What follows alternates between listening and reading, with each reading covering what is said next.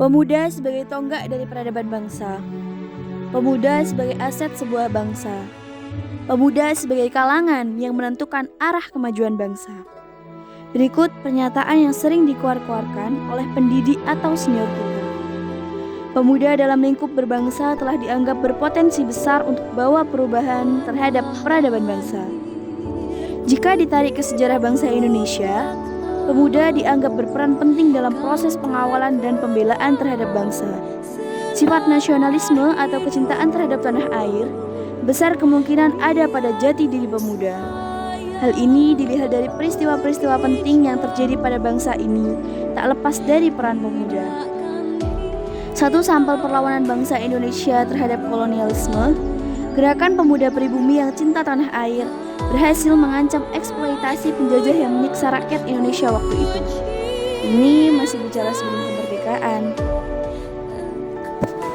Proses kolonialisasi saat ini cenderung menyerang pada ranah ideologi pemuda, sehingga terwujud melalui perilaku. Salah satu bagian yang fenomenal ialah ilusinasi tontonan televisi, media online, dan media sosial lainnya. Konten-konten yang termuat di dalamnya secara tidak langsung bersifat persuasif, mengajak kita untuk berperilaku sebagaimana tertera dalam konten. Konten yang dimaksud yang potensi mengurangi sikap nasionalisme dan tumbuhnya sikap apatis terhadap kebutuhan bangsa, degradasi moral pemuda dan kerusakan mental. Dalam teori komunikasi itu merupakan bagian dari strategi untuk penanaman budaya baru agar diterima dalam kehidupan publik. Dengan seringnya ditayangkan, berangkat dari sini kemajuan teknologi tidak melulu mempermudah aktivitas kehidupan kita. Perlunya dibudayakan analisa perspektif pada pemuda menghadapi fenomena begituan. Ini tantangannya. Sejauh ini, kehidupan pemuda cenderung ingin dikuati jati dirinya, ingin diakui bahwa dirinya hebat dan berprestasi. Eksistensi dari pemuda semakin mencuat.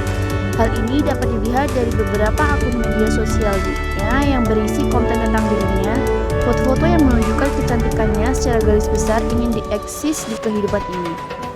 Didukung dengan aktivitas lain yang terorientasi terhadap eksistensi diri yang berlebihan.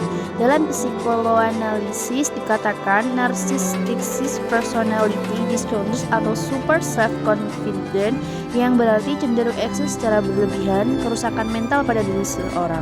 Kerusakan mental macam beginian telah membentuk mindset alam bawah sadar kita, sehingga secara otomatis sikap temperamen muncul dalam pikiran kita. Ini merupakan indikasi degradasi moral sekaligus potensi mengingkari budaya perjuangan pemuda sebagaimana tercatat dalam sejarah. Karena persepsi yang tertanam ialah bagaimana kita hidup itu diakui secara presentasi, kecantikan, dan kelebihan-kelebihan lain yang ada pada diri kita. Tujuannya ialah untuk memperoleh pujian dari orang lain.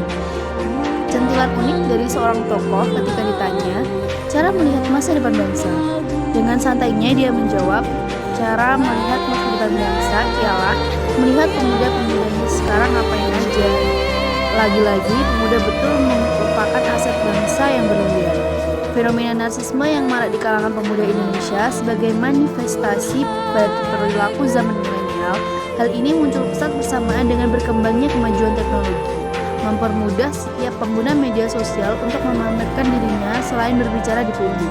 Ini menjadi tantangan baru bagi kita yang hidup di era milenial untuk mengembalikan kitah perjuangan pemuda sebagai agen of iron stock bangsa ini.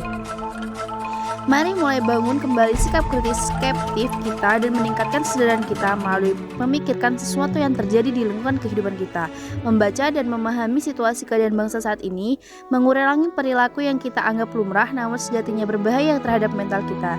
Mulailah kita sendiri, kemudian memperingati orang lain di lingkungan kita, Indonesia, karena pasalnya pemuda adalah masa depan bangsa. Saya cinta Indonesia. Indonesia yang sangat kaya akan beragam. Budaya, agama, Alam yang memiliki Nusantara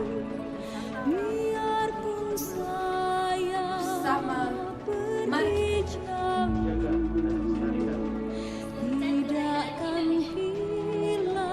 saya Indonesia kaya budaya, alam bersama